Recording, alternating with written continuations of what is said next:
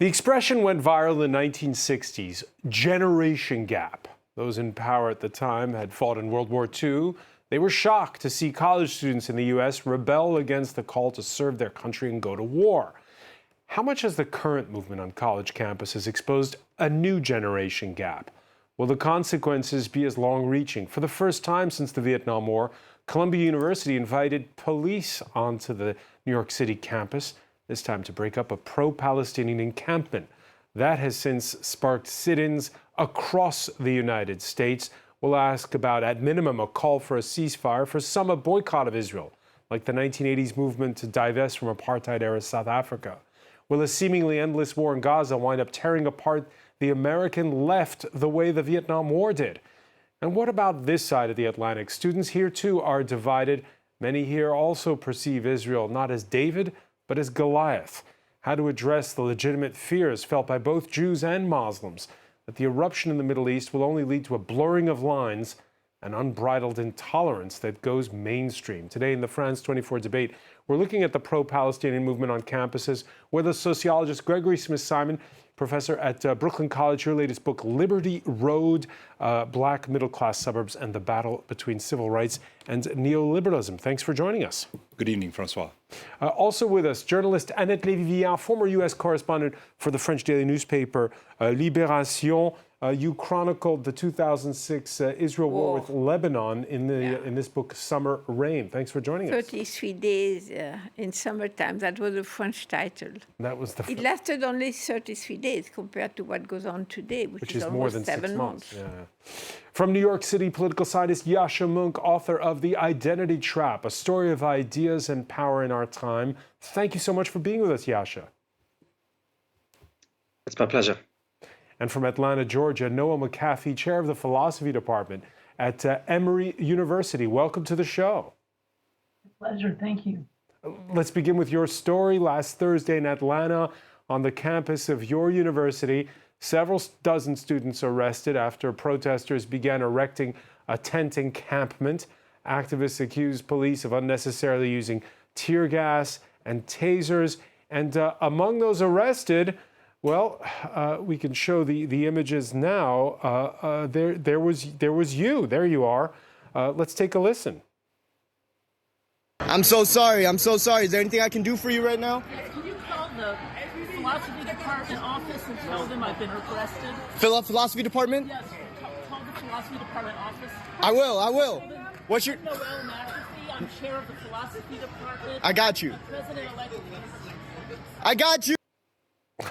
Noel McCaffey, tell us, those images are quite startling. What happened exactly that day? Why were the police so heavy-handed? And then they came for the intellectuals, sort of. They, I think that the message that came to the administration was that these were outside infiltrators. They liked that narrative because they can clear them off campus.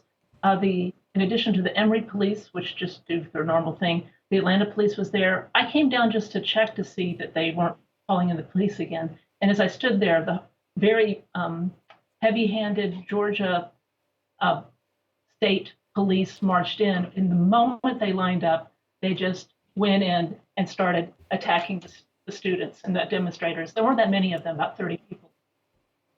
So it was terrible. And I stood in between. I stood and watched and videotaped them wailing on this one student on the ground, and they asked them to stop, and then they arrested me. They arrested you. Is it just a case of bad policing, or was it a deliberate tactic? Well, I don't think they realized that they were going to round up professors as well as students. I think they had very bad intelligence. They weren't really looking for good intelligence to know that there was mostly Emory people, students there. Excuse me. So they ended up arresting 3 faculty members as well. Tell us about who those students are, what their makeup is. There are a range of students, undergraduates, graduate students. But let me tell you, I think you talked at the beginning about generation gap. I just left to come over here. A demonstration of faculty members in solidarity with the students. So it's not a generation gap. It's a gap in higher education between the administrators and the faculty. It's a gap between those who are supposed to make something run on time and those who are in the business of educating. The educators and the students are really working together.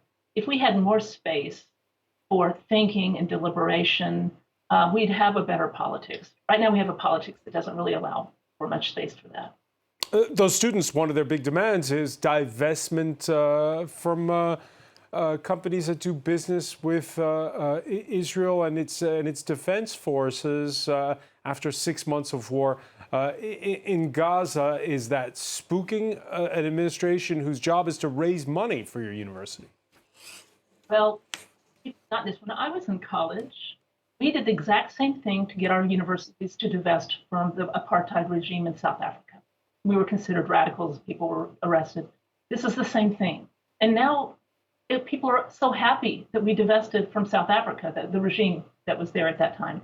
So I see the students acting on conscience for the same thing. It's against a particular conservative political regime. It's not against the people of Israel. It's not against, and a lot of Jewish students here are getting worried that this is anti-Semitic.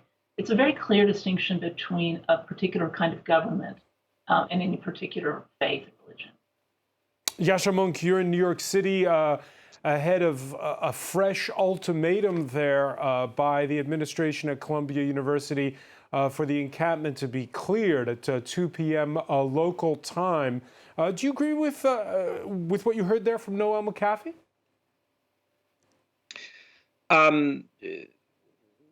Yes and no. I'm not president of Columbia University. I don't know exactly what the situation is there on campus beyond the press reports. But we've clearly seen a mix of two different things. One is a protest movement that is legitimate, whether or not you agree with it. It is perfectly appropriate for university students to make their voices heard, to protest in favor of a cause that they find to be important. And I think one of the problems at American universities for a long time has been overly strict limitations on free expression and free speech, limitations that often has been cheered on not just by administrators, but also by many faculty members. And we need to stand up very clearly for free speech. When you say limitations on free speech, what do you mean? Well, I'm talking about a whole apparatus of DEI that has started to put under disciplinary consequences form of free speech. So one example is that at New York University, for example, there are now 3 numbers on the ID card that students are issued with. The first to call in case of medical emergencies, the second in case there's an emergency on campus, for example, because there's an active shooter or some kind of physical threat, and the third to call if there is a perceived microaggression, and then a biased response team is going to come and investigate this supposed microaggression, potentially disciplining students for things they said to each other in some kind of context. So the university has sent for a very long time the message that anything that might be considered offensive, anything that might make people feel uncomfortable, is going to have this concerted administrative response. This has led to some tensions in the last months on campus because many Jewish students who have been trained in this kind of context have then understandably said, well, why is it that any phrase that might be considered offensive when said, in relation to 17 other groups is perfectly acceptable in the case of my group? Why is it that we aren't being protected from offensive speech in the same kind of way? And here it must be said that the legitimate protests that we've seen at universities have often turned into something that goes well beyond that. We have seen Jewish students attacked at many American universities. We have seen clearly anti-Semitic statements like protesters shouting at Jewish students they should go back to Poland.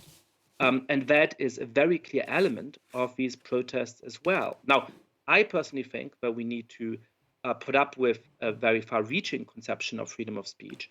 But universities have been very hypocritical on this, protecting some students from supposedly offensive speech and not others. And that is part of what has led to these tensions on campus and what has led to outside interest in what's going on campus from Congress and other sources. Gregory Smith-Simon, what's it been like at Brooklyn College? Well, it's interesting. That's another campus in New York, but not an elite one. You have a very diverse student body there, and students have been involved from the very beginning, led actually by the Puerto Rican Student Alliance. So you have a different sort of mix at some of the public universities, and a sense of the way that this does represent, I think, a political realignment you're seeing a significant part of the American left, for the first time, openly critical of Israeli policy towards Palestinians, sort of in the way that you saw division in recent years on the American right, a significant portion not concerned about Russian expansionism, that these represent international issues that were sources of unity across the political spectrum and are not now. And further to what Yasha was saying about how, has it become harder to disagree in the era of safe spaces and trigger warnings?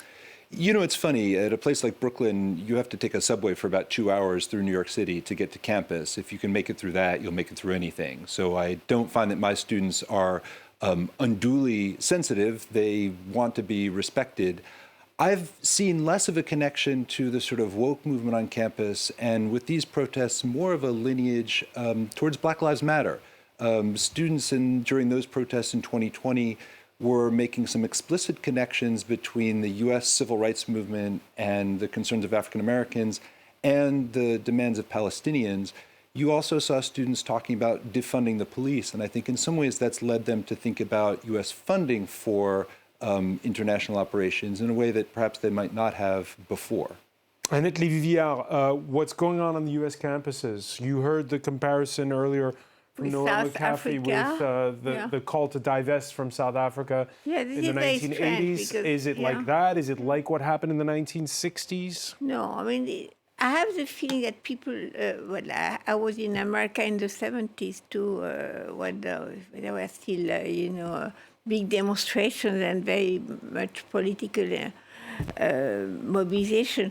But here I have the feeling that people really don't really know a lot about the Middle East. They react in a very, tell me if I'm wrong, they react in a very emotional way. You see the Palestinians being bombed in Gaza by the strong Israeli army, David and Goliath, and they react in a very, this is what I have been hearing from all of my friends on American campuses. It's an emotional thing, it's not a rational thing. South Africa was more clear. It was really, apartheid was a real thing.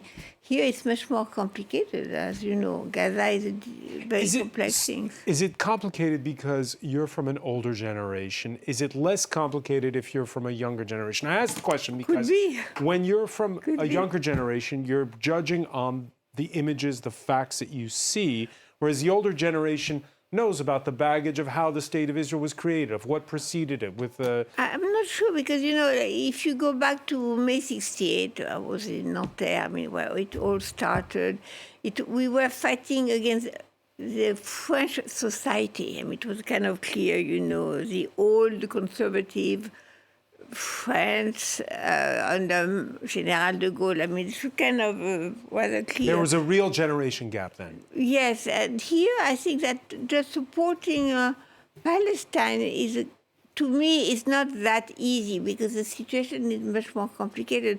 When I saw on the streets of Paris, you had a lot of feminist marches for feminist issues, and I saw a big slogan, lesbians for Palestine, lesbians.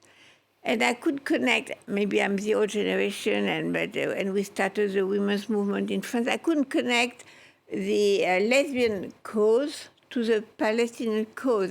I didn't see the direct connection, So I think things are more subtle than just marching against the war in Vietnam. Like we all marched, my generation, against the war in Vietnam, whether it was in America, all over Europe, all over the world. It was kind of clear.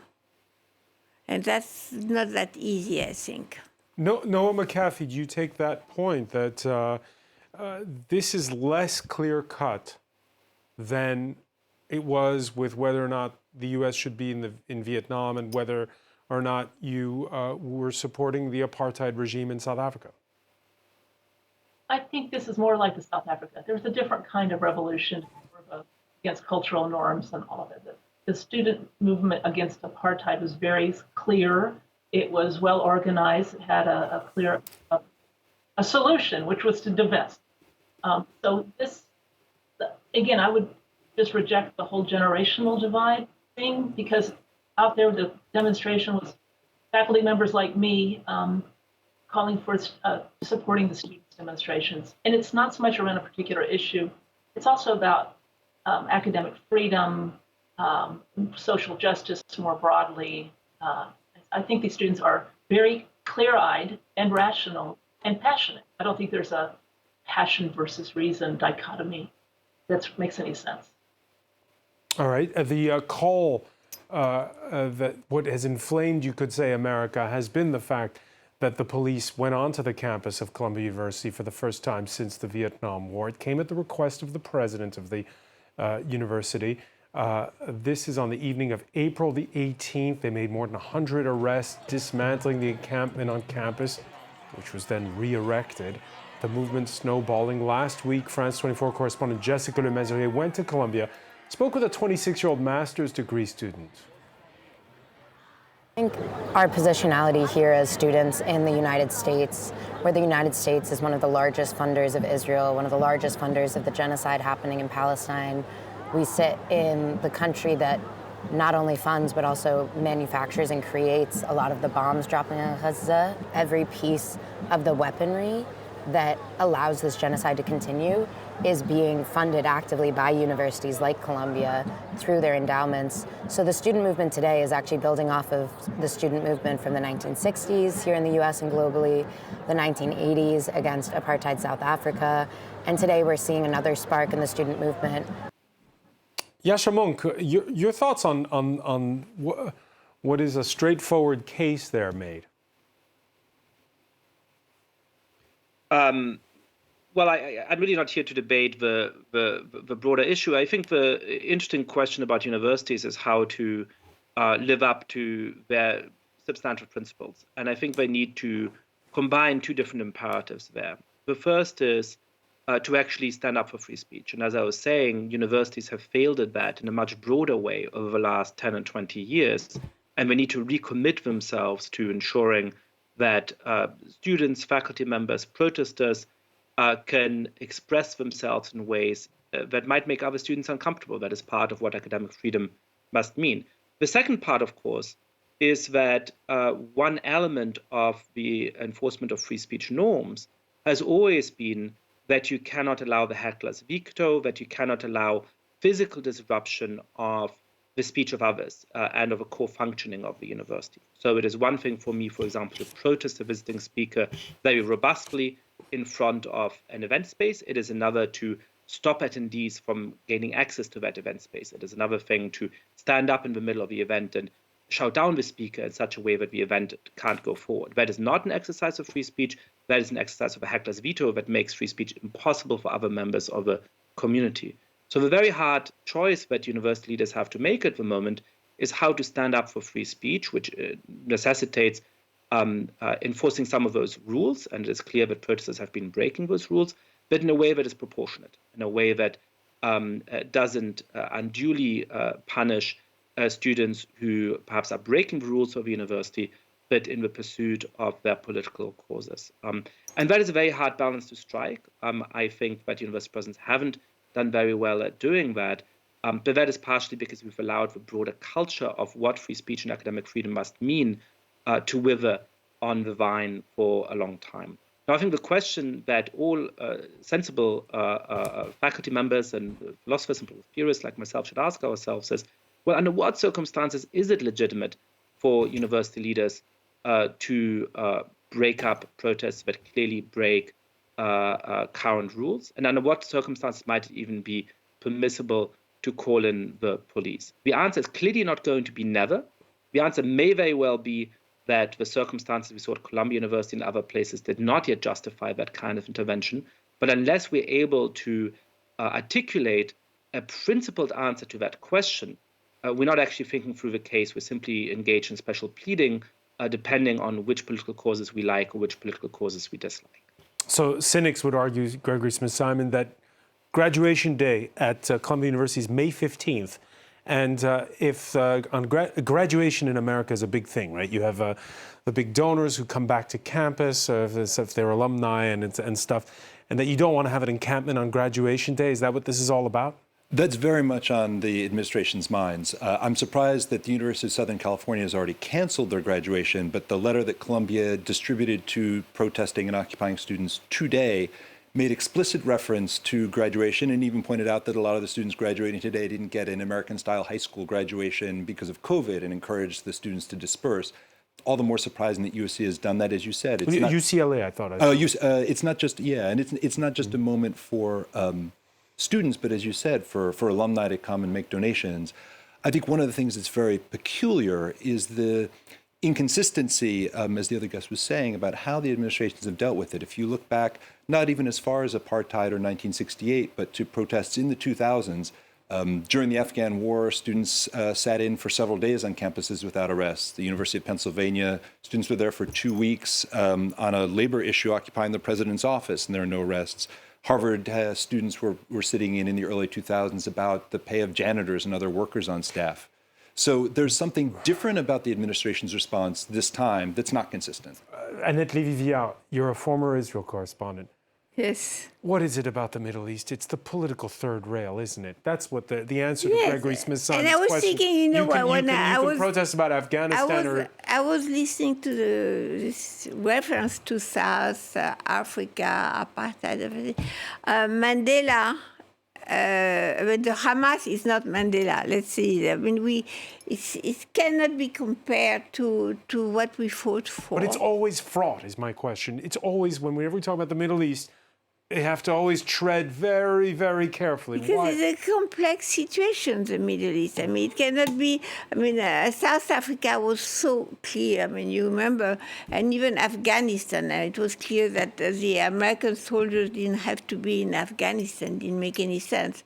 I mean, then, unfortunately, it would have been better to stay there. But, okay. And in that case, you have, nobody talks about the Hamas. I mean, like, you listen to these studios, they forget about the Hamas. But you have a Palestinian flag, and who is fighting for Palestine today is the Hamas. And nobody talks about who is the Hamas. And that's part of the problem, you know. I think that's, to understand what the students do in the Afghanistan comparison is important. No one thought that when the students were protesting the U.S. invasion of Afghanistan, they supported the Taliban. They didn't. They opposed the U.S. invasion and occupation. In the same way, I don't think there's any evidence that the students who are doing the occupying have evaluated and decided that they're more pro-Hamas than Fatah. They're opposed to the invasion and the occupation. So I think in that sense, the Afghanistan example gives a clearer sense of what the students are for and what they're not opposed than the apartheid example.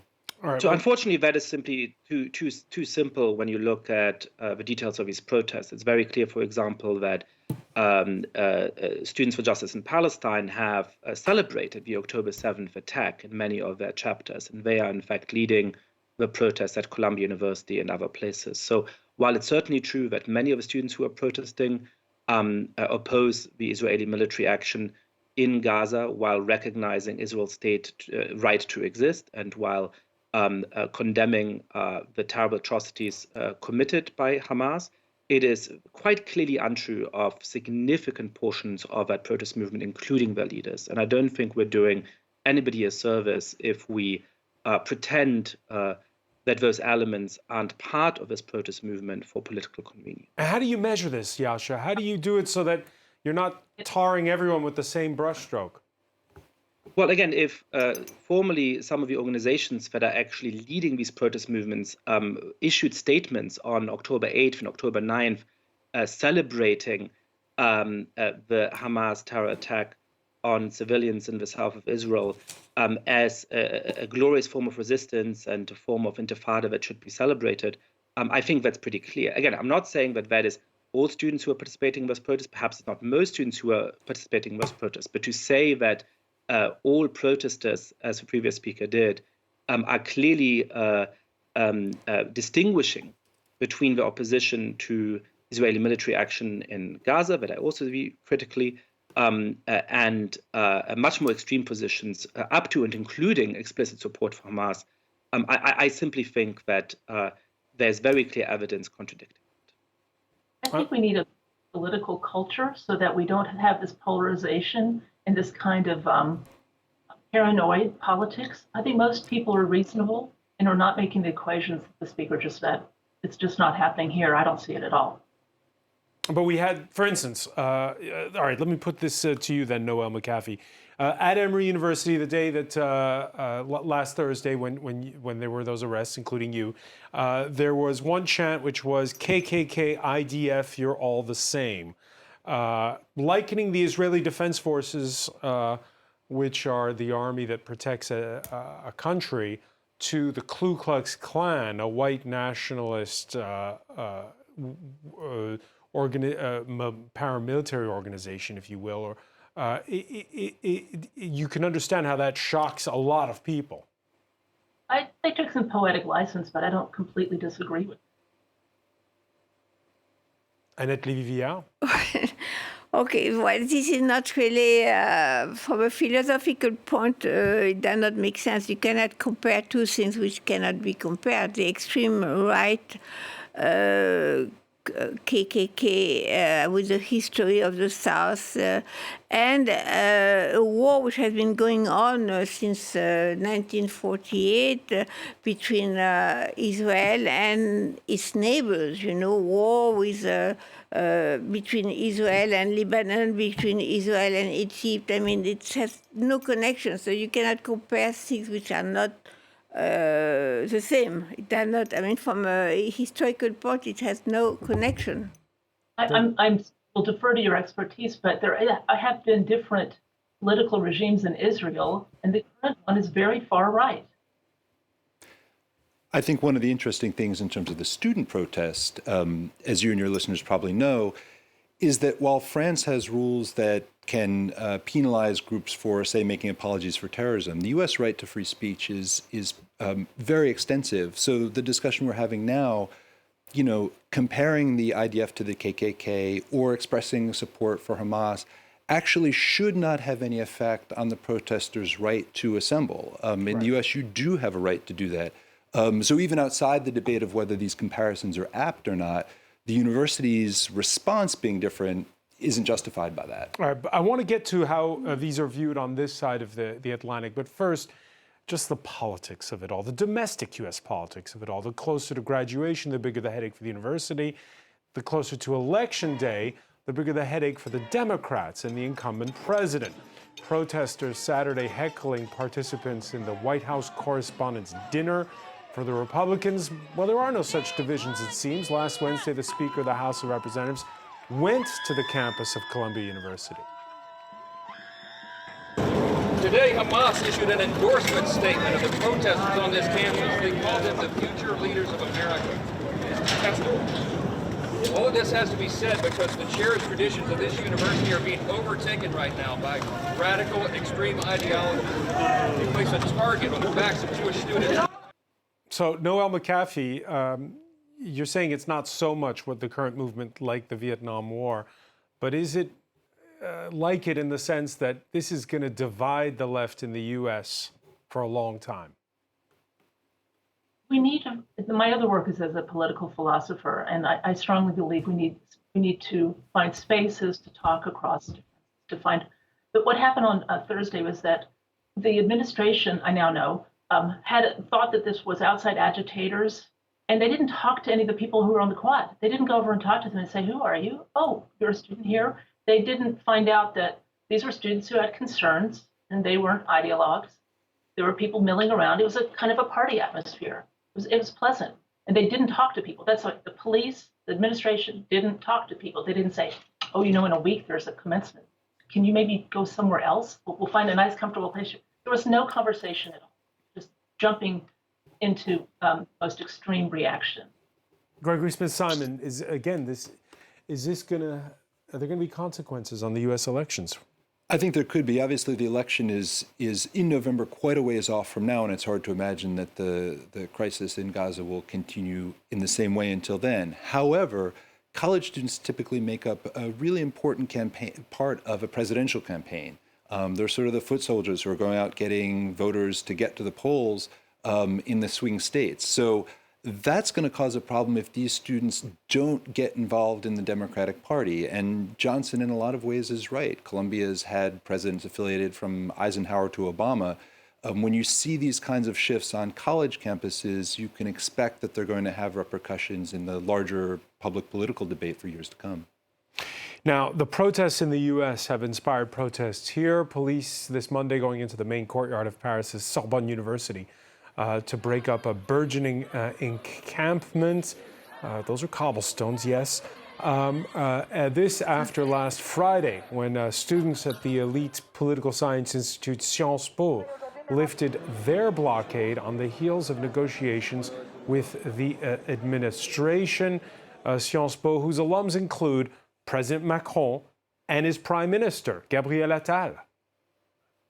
I had the occasion a few weeks ago, you'll recall, to go to Sciences Po before the board of directors to denounce the excesses of an active and dangerous minority that wants to impose on the majority of students and teachers an ideology imported from across the Atlantic and that tries to disrupt the proper functioning of this school, which is, of course, an important school for our country.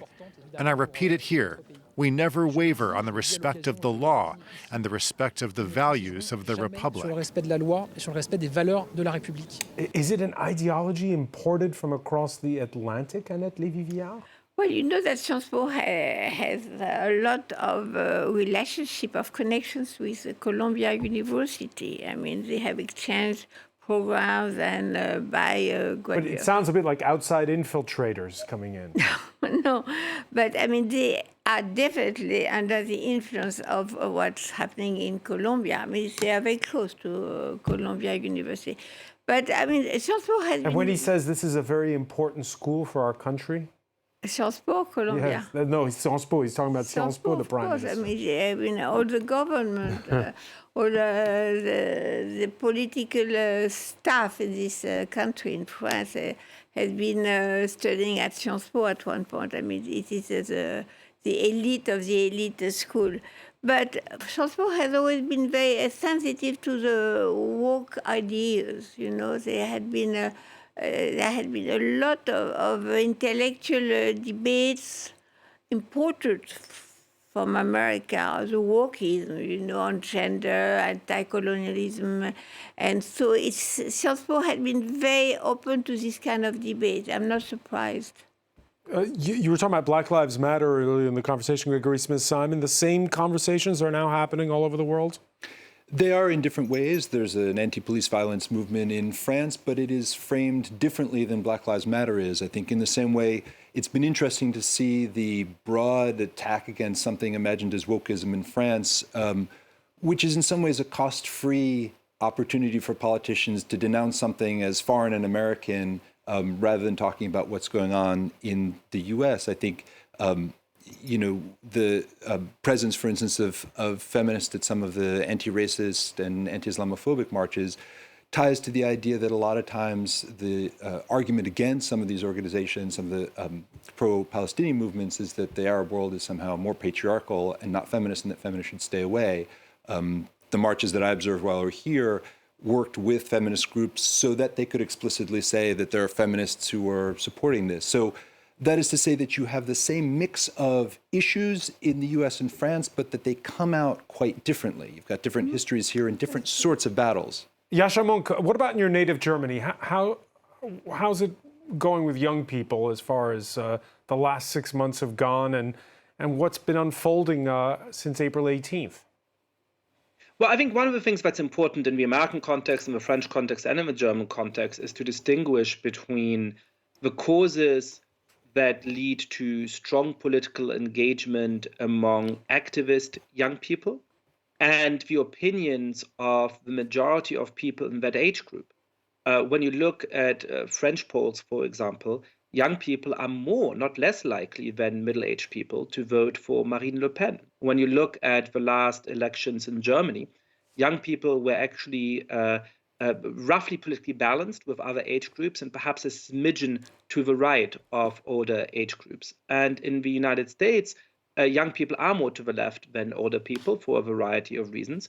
But the average young person is politically moderate, says that their main political concerns are the same political concerns as the majority of the population, which is currently inflation and immigration, and have a much more balanced view on the Israel-Palestine conflict as well.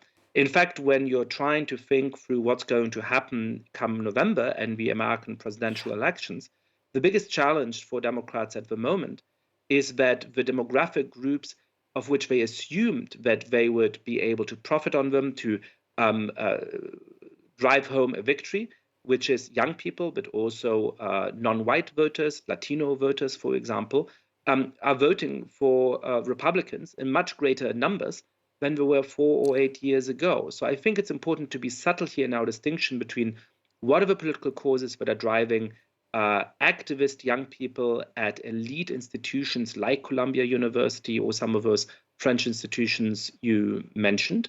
And is that going to create a problem for Democrats because it splits their coalition, and perhaps it means that not as many people are going to go door-to-door knocking and engaging in activism for the political party? I think all of that is true.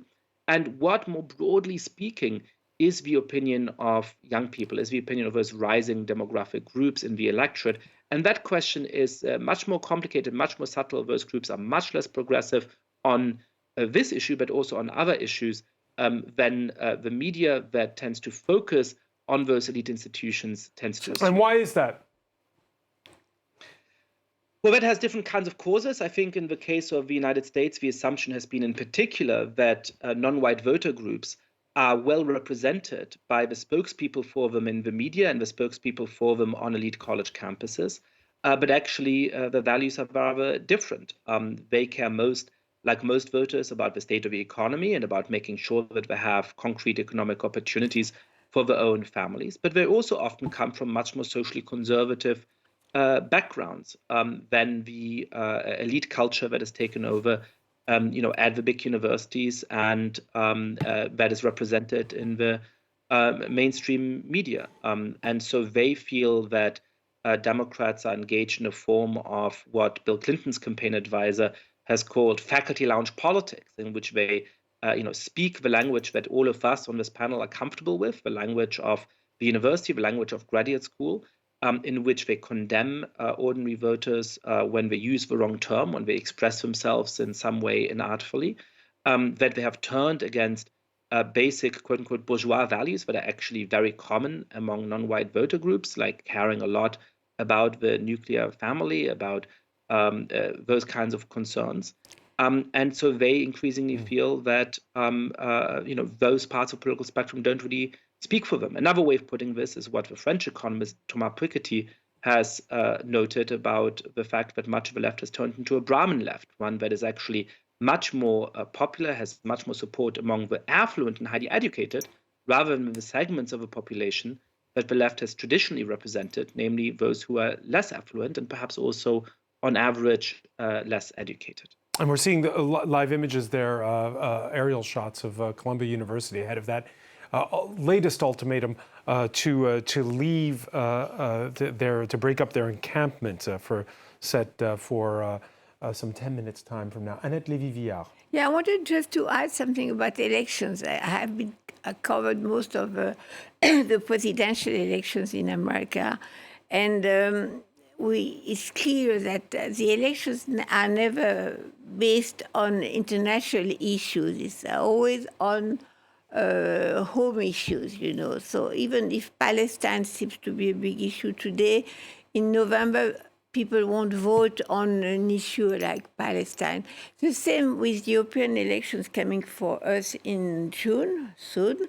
All the polls show that if you ask people what is going to be important for their vote, and Palestine, for instance, comes, like at the bottom, like, number 10 or 12, whatever, people actually keep voting for home issues, for direct issues. For more bread and butter issues. Noel McCaffey, something Yascha Mounk said, I want your experience on this, which is how your students inform themselves. They obviously don't sit down or maybe they do, watch the evening news, or do they watch debate programs like this one?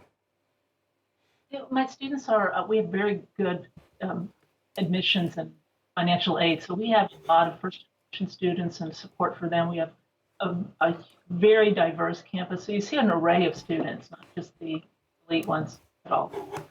I think they get their news through social media, through the New York Times, through largely the same media I get, the local news.